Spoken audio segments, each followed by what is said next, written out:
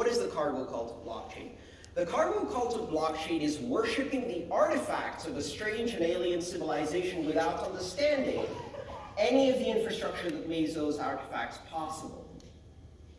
And then trying to recreate the symbology of those artifacts, like radio headsets made of coconuts and antennas made of bamboo, to somehow evoke the principles that created these artifacts and bring back those same results.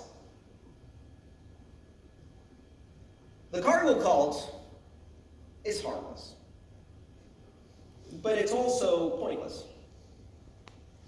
Because fundamentally, what's missing in this cargo cult is an understanding of where these principles come from and why they exist.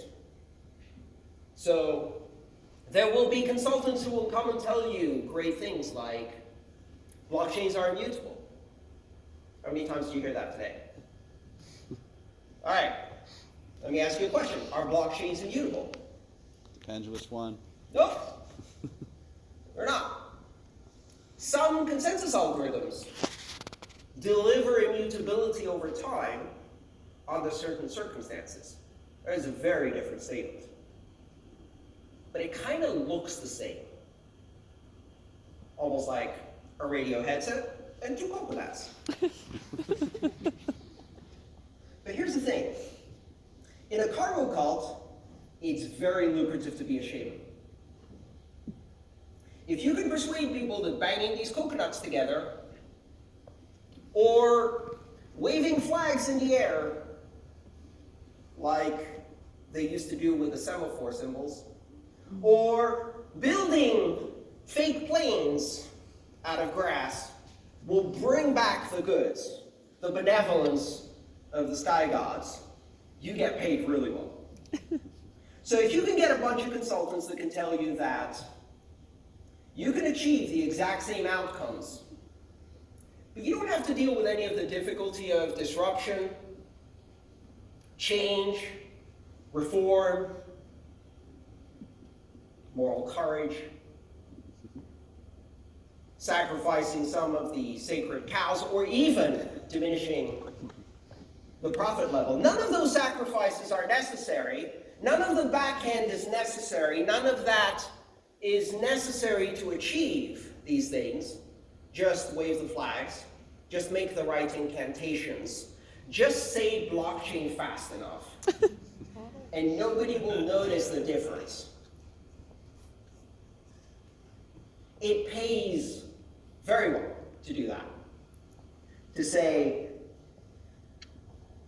that we can do the same things and call it blockchain, even if it has none of the principles, even if it has none of the infrastructure that actually delivers these principles.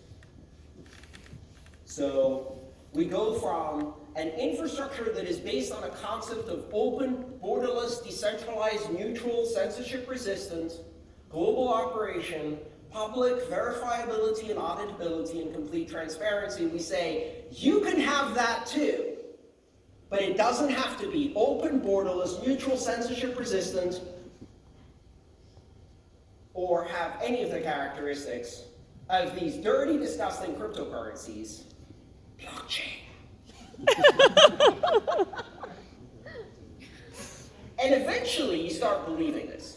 So it's blockchain, blockchain, blockchain, blockchain, blockchain, blockchain, blockchain, blockchain, blockchain, blockchain, blockchain, blockchain. One of my favorite things about psychology is if you say a word enough, it eventually loses all meaning in your mind. And then it just becomes a series of sounds. Try that. Oh wait, you have been all day. So, the danger of a cargo cult is that we miss the fundamental principles. In order to deliver the steel shovels, in order to deliver the manufacturing garments, and all of those things that the cargo cults of the Pacific saw as the ultimate gift of the gods, you have to have the back end, the manufacturing society that built all those things. The most interesting thing in the cargo cults, of course, was the deification of the white man. It's really funny, but in some Pacific islands today, they still worship the pilots that landed as gods. They have pictures of them, and in some cargo cults, the shaman is said to be a direct descendant of these gods. Now, we haven't yet reached that point in the blockchain cargo cult, although we are beginning to see people who claim to be Satoshi Nakamoto